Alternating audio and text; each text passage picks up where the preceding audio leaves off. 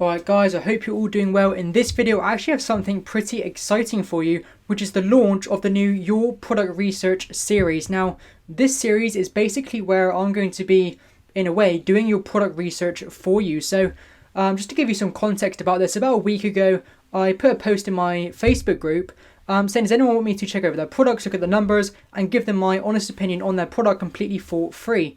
So anyone can come and do this, and the way that they did this, the way they signed up to this, was they sent me the product that they're looking at, the one that they want to launch, and I'm going to do a complete breakdown of the numbers of that product on the YouTube channel for just them to see, and also for all of you to see, so you can see how I do product research again and again and again, so you really get the hang of it. Because sometimes when you watch product research tutorials on YouTube, you see people break down one or two products, but there's always different scenarios. So what if this number wasn't that, and what if it was this, and well, what if the size is too big, what if the sales were this, what if this didn't match up? So the aim of this series is to basically teach you how to do product research on multiple different products, not just one or two hand-picked examples that fit the criteria.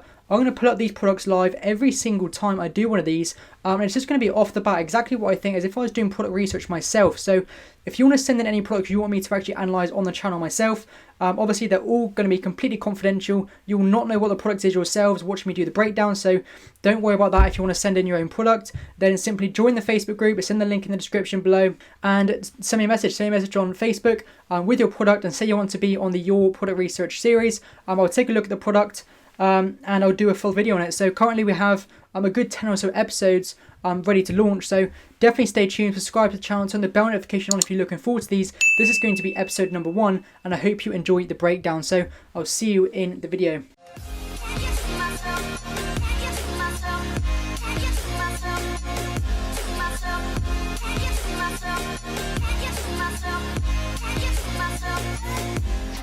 Alright guys, so this is going to be the first product we ever dissect in the Your Product Research series. Now, this isn't actually a real product someone has sent me in private messenger, or a product they're looking to launch. So whether it be a good product, a bad product, any of that stuff, we're going to find out in this video and hopefully give that person some help on if they should go with this product or not. And hopefully you can learn something from watching me dissect this product as well. So hopefully it's a win-win for everybody. As I mentioned at the start of this video and throughout the continuation of this series, none of the products that I feature on the channel will ever be disclosed or given away any details. So if you want me to dissect your product, it will be completely confidential.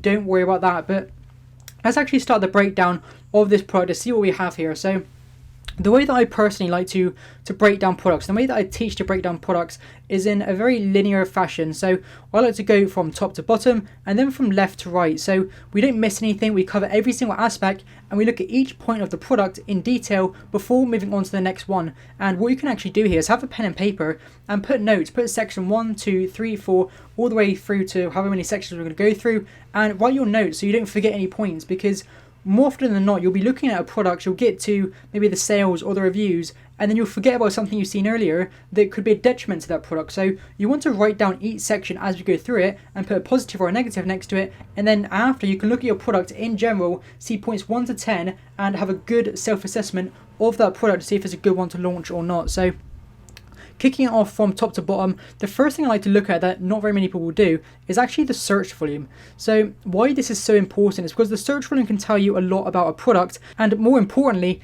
if you've actually got the main keyword for your product. So this keyword here that we're looking at right now is the actual keyword this person sent to me. I don't do any of the keyword research for you or try and find the best keyword for the product. I do the product research on the keyword you have sent, so make sure you send the main one for your product. So looking at this keyword, I don't know if it is or isn't the main keyword. I'd probably go ahead and say that it isn't. But if this was the main keyword, 216 searches a month is not really what you want to be seeing for the main keyword of your product. Because if you're only getting 216 people search your main keyword every single month, that's not really enough sales to be making enough money to generate it being almost viable for you, to make enough profit, to make it worth your while, depending on your budget, depending on how much you want to invest. Generally, that's not really what we want to be going for. And like, especially when you've got to think of the fact that there's going to be at least maybe 15 other sellers selling this product, when you've got 216 searches to go around between all of you, say they're distributed fairly evenly, that's not very many sales. Now, obviously there are other keywords for this product that are going to be getting these people other sales, and that's why you see the numbers you do here. They're not all just from 216 searches, and we're going to get into all these numbers in a minute, but just the first thing you want to look at is the search volume. If this is your main keyword, then look at the search volume. Are you getting at least maybe around 2,000 searches per month minimum for your absolute main keyword? If not, maybe that's not your main keyword, or maybe this product doesn't have enough volume or enough searches, enough popularity for you to make it viable to launch. And we're going to talk more about that when we go into the revenue and the sales of this product. And to be honest, I'm going to go into the next video how you can actually make sure that you have this keyword, the main one for your product. But moving down to the next level for this one.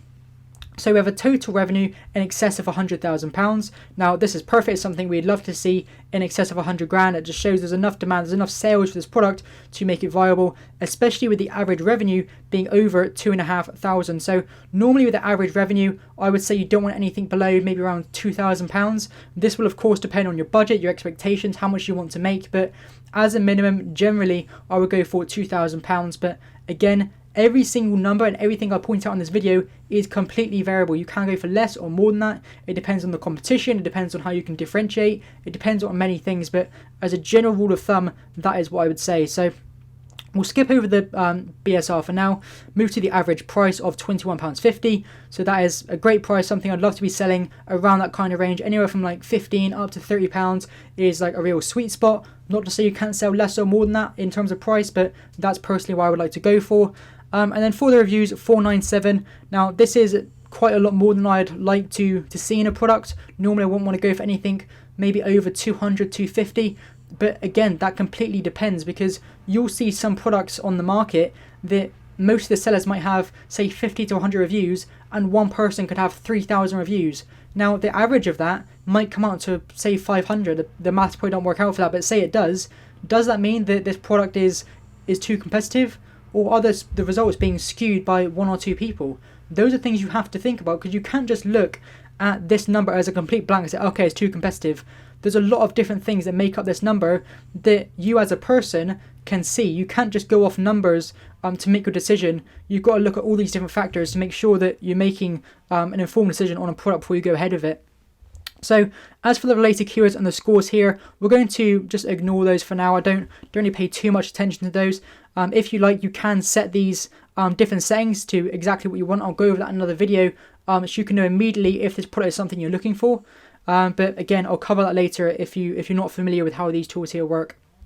So moving on to the actual numbers here on how I would look at this product, we're going to again go from left to right. So of course the ASIN brand and title are all going to be covered up for this product. So we're not going to go through those because obviously I can't give away the product of the person that shared this with me.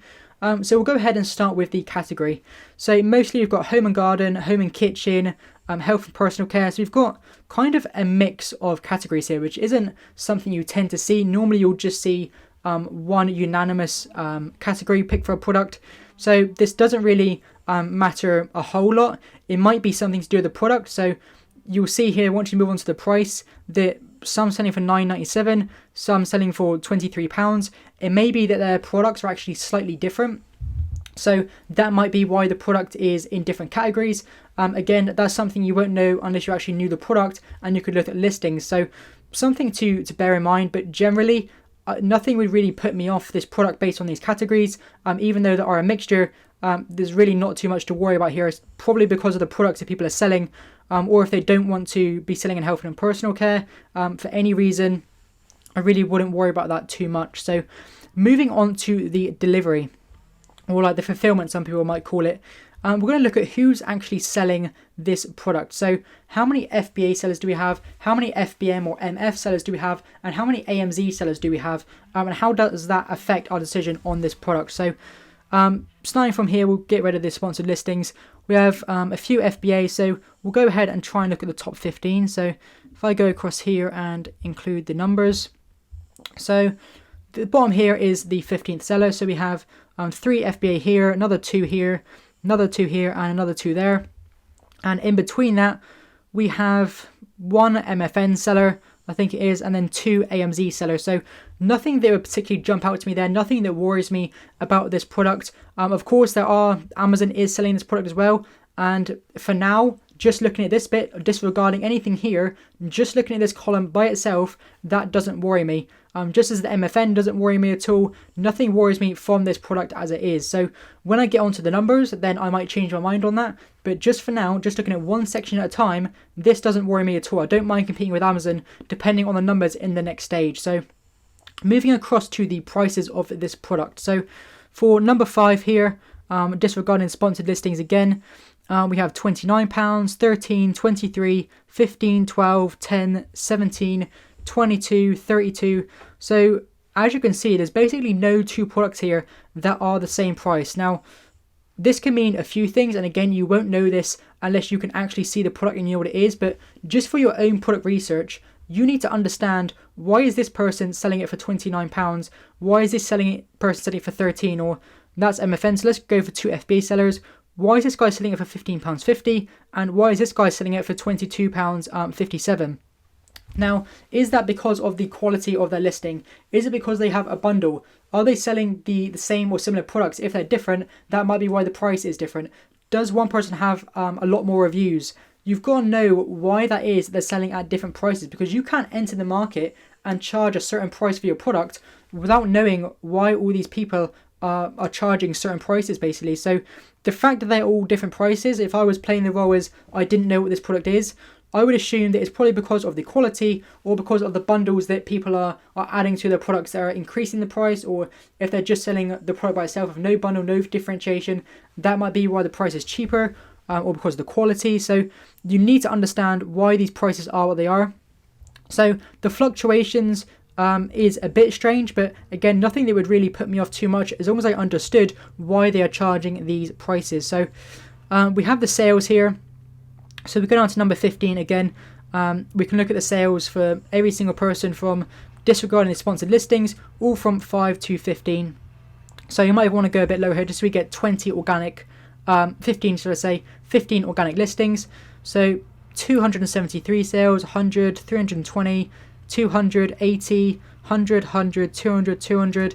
So we want to see most people within the top 15 sellers, disregarding or including the sponsored listings, it doesn't overly matter, with around 200 sales.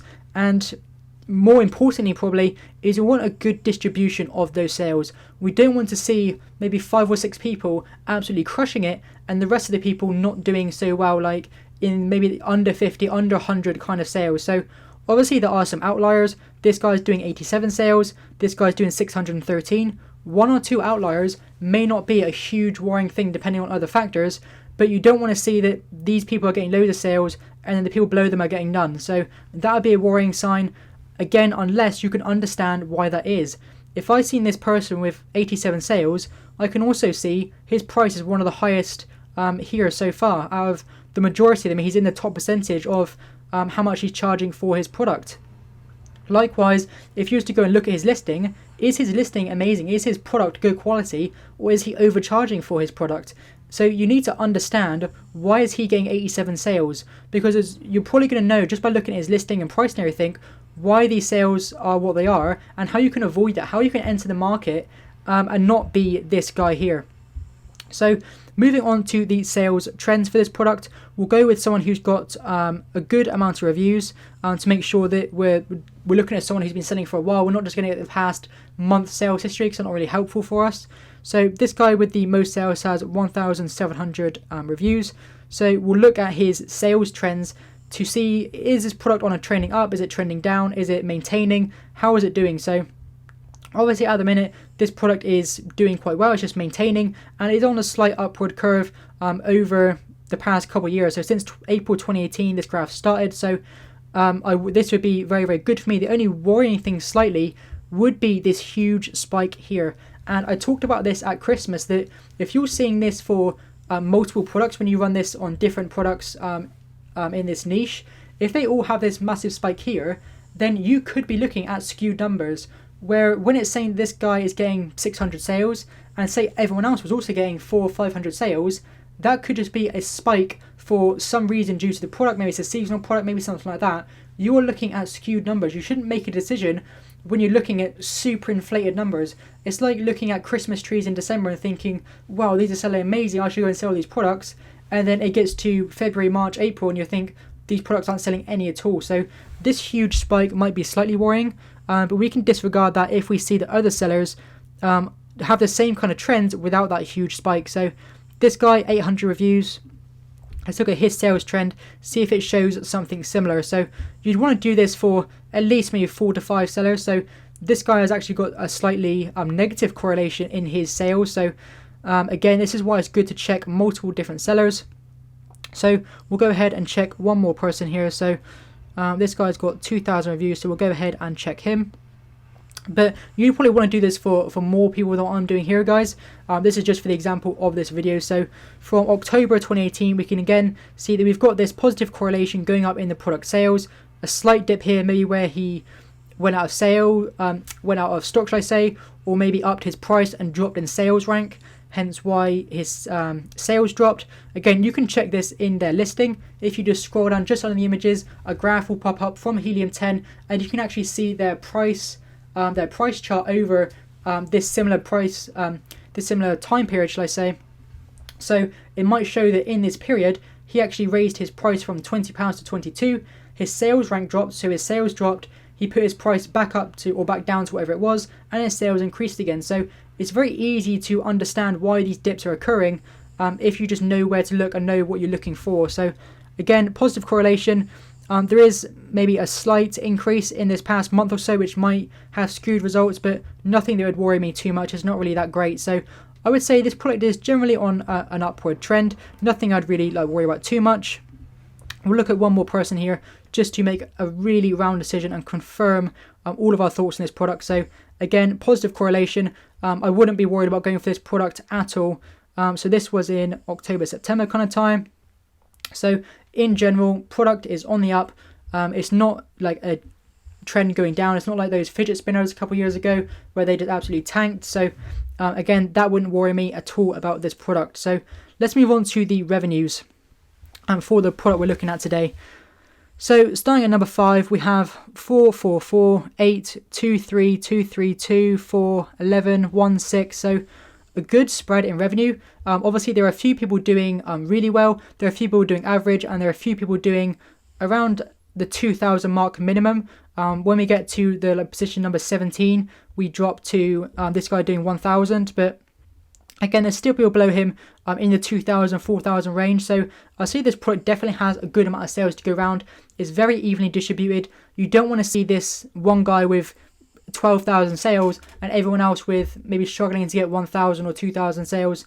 That could be a bit of a red flag. Again, it depends on your goals. If you're happy with getting like 2,000 sales or £2,000 in revenue, or just scraping that amount, then it might be okay for you. But you do want to be worried about market domination. But just because one guy is doing a bit better, that's not a real big red flag. But now that we've got to this point, we can start to backdate the columns we've already looked at and try to understand these sales figures a bit more. So we can see that the guy here doing £8,000 in revenue is actually Amazon selling this product. So is this a red flag that Amazon's selling the product and they're also doing the best? So because they are doing more sales than everyone else, or at least getting more revenue, that would generally be a slight red flag. But because everyone else is also doing pretty well, I don't care that Amazon's doing better than everyone else. Because if I was one of these guys doing £4,867 a month,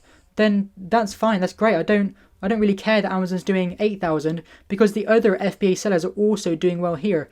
If it was just Amazon doing well and these weren't doing well, that would be a red flag. But as long as there's everyone else has got a good share of sales, then who the hell cares that Amazon's doing $8,000 because other sellers are still getting sales? It really doesn't matter.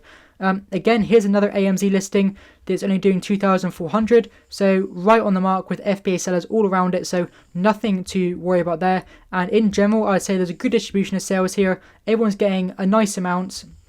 Nothing would really worry me here in terms of sales. If this was the type of kind of sales I'll be looking for, depending on my budget, then this would be a good product for me to go for so far. So we'll move on to the BSR now, because the BSR again can tell you a lot about why a seller is getting as many sales as they are. Because what the BSR I think kind of helps you know is how highly are they ranking for certain keywords in that category. So you can see here that Amazon is getting 8,000 sales or £8,000 in revenue, which is the highest among most of these sellers, but they also have the lowest BSR. So they're probably ranked higher for most keywords than these other people, which may be the reason why they're not getting as many sales like these FBA sellers. So if we look at their BSR, 4,000, 3,000, 6,000, again, they're ranked fairly highly in terms of BSR. That is quite low depending on the category you're looking at.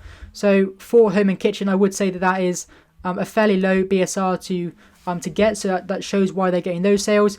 And then when you start getting into the higher BSR ranks, people are getting less sales. So they're probably ranking less highly for certain keywords. Again, with this guy doing 11,000, his BSR is 7,000. So he's ranking fairly highly for certain keywords. So this can help you understand why a seller might be getting more sales. Is it because they're ranking higher, or is it because their product is just better, their price is cheaper? You can start to make a loose correlation between the BSR and revenue. Obviously, this isn't cemented that if you have a low BSR, you're going to get good sales, but it can sometimes be just a slight good indicator as a very quick look when you're looking at a product. So this guy that has £11,000 in sales here, he actually has one of the highest prices for this product. So again, I would look at his listing, look at his quality. Is he selling something different to everyone else? Why is he getting so many more sales than other people? So moving across to the rating here, we have quite a few 4s and 4.5s, not very many 5s at all. There's one guy with 5 here. Most of them are 4 to 4.5, so maybe some slight improvements you can make on some of these products just to get your product up to a 4.5 or hopefully a 5 star overall rating. But generally with these kind of ratings, there are quite a few 4s, so there probably is some stuff you can improve. But what you need to think about as well when you're looking at a product is that some products are prone to people complaining. So especially products that are quite subjective. So if someone feels something and they think it's soft, and other people feel it and they don't think it's that soft, then that's very subjective to what you perceive as soft and what isn't soft. So you need to think about the product you're selling. Even if you have a really good quality product, if it's subjective to what the customer would perceive as just for that example, feeling soft or feeling good quality or something along those lines, that there's certain products that fit that criteria, then you're going to have bad reviews no matter what you do. So for those kind of products, even if they have 4 to 4.5 star ratings, you may find it difficult to achieve a flat 5 star if it is one of those products. So something to think about there. There probably isn't that much we can improve on this product, because I would say that it might be, I think this product is kind of subjective in that kind of sense. So we'll move across to the reviews here. Now, the reviews for this product are kind of interesting. They've got a huge spread on them. And this kind of relates to what I was saying about the average reviews here, that you have a few people like this guy, 1,100, 1,700, 2,000, 500, 800, another 800 here, who are really bringing out this average review number. But do their sales really reflect the amount of reviews they're having? Because this guy here who has 620 reviews has less sales than the guy below him who has 47 reviews. But again, his price is £18, his price is £10. Are they selling completely different things? These are all things you need to be looking at, guys, which kind of makes this product particularly difficult, because it's hard to make comparisons between each of the sellers because they all have such different prices. And without me being able to actually talk to you about the product itself, it's hard to tell you that the reason behind these like very varied sales and varied reviews, because they're all selling very different things. So like this guy here who's got 87 sales, his price is extremely high. He's got 97 reviews. This guy up here, his price is £22. He's got a hell of a lot more reviews, but he's only doing like £2,000 in revenue. He's not doing a great deal more than the guy with 87 reviews. So you need to make comparisons. You need to understand, why is every single number in this chart, why is that number how it is? Why are all these sales how they are? Why is this revenue why it is? That's kind of the things you need to understand. So in general, looking at the reviews, it's like I said, it's quite difficult because they're so scattered and the prices and the products are all different. But in general, I would say that there's a few people here with lower reviews. So there's one guy here, 47, who's ranking in position 11. There's one person with 9 reviews here, but in general, I'd probably say this product is still slightly competitive. Even though these people are dragging up the average reviews quite high, I would say even if they had a normal amount of reviews for this product, your average reviews is still going to be quite a bit over maybe 250, and it does look quite competitive because you don't see very many sellers here who are very, very new to the product, ranking highly, and any that aren't getting that great sales. So if we keep scrolling down this entire first page, there's hardly any like really new sellers who are doing well on this product. Now, again, you could see a seller with 20 reviews and see that he's only getting 16 sales. And then when you look at his product, the product's terrible, the listing's terrible. So you can't just look at this person and think, okay, he's getting bad sales because he has low reviews. It could be because of his listing. It could be because of his product. It could be because he's pricing too much for his product. So you can't just look at the review count. But from what I have to go on in these numbers, I would say that no new seller is doing particularly well, and no new seller is ranked particularly highly, because even this guy with 47 reviews, he could have been selling for quite a long period of time to get those 47 reviews. So if you look at his sales chart here, that might give us some indication of how long he's been selling. So this only goes back to September 2018. He's obviously been selling for quite a while before that. So if you was just a brand new seller to this, it's going to take you a very long time to get those 47 reviews. He's been selling for at least 4 or 5 months at the very minimum. So this guy, even though it might seem he has low reviews, in a world where all these people have extremely high reviews, this is still a respectable amount to get good sales. So I would say this product is probably too competitive with these numbers, but if this product did have lower reviews here, then I wouldn't mind going for this product myself, given the fact that I could understand why these prices are all varied, why these people are getting all different sales, and where I could fit into the market. Could I stand out? Could I be a different offer? Could I do something that's going to make customers draw more effectively to my product? And I'll link a video in the card above now about standing out and how important that is, because when everyone here is selling their product at a different price, it's going to be hard for you to stand out in the market compared to when there's a product where everyone's maybe like 18, 19, 20 pounds. You can come in with a premium offer, you can come in with something a bit different, but when everyone's as varied as they are already, then every one of these people could already be a variation, a differentiation, and when everybody's doing it, how are you going to stand out among all of them? So again, it's something you have to think about for this product, but in general, I think it's slightly competitive. I wouldn't go for it personally based on the reviews here and how high they are. Just looking at the numbers, my decision may change looking at the listings, looking at the quality of listings, seeing somewhere I could differentiate. So for the person whose product this is, those are things you want to think about. You want to understand the price and all those things, but without trying to rattle on too much more about this product, actually just before I end, you also want to make sure you've got the main keyword for your product, because if I search a different keyword for this product, I might get completely different numbers, and to be honest, with the main keyword, I'm probably going to see it's even more competitive than it is currently. So just something for you to think about if this is your product and you are watching it now. But for the rest of you, I hope you've learned something in this video. And if you're looking to sell on Amazon FBA in the UK and you're looking for a step-by-step breakdown or a process of how to do it, not skipping a single step with personal support, then check out the AZ Academy, the first link in the description. I guarantee you would never be disappointed with it. But with all that said, if you've enjoyed the video, give it a subscribe, give it a thumbs up. Let me down below if you're going to enjoy this series, you want to see more episodes, and of course email me or hit me up on Facebook if you want your product to be featured on the channel. But with all that said, guys, I'll see you in the next one.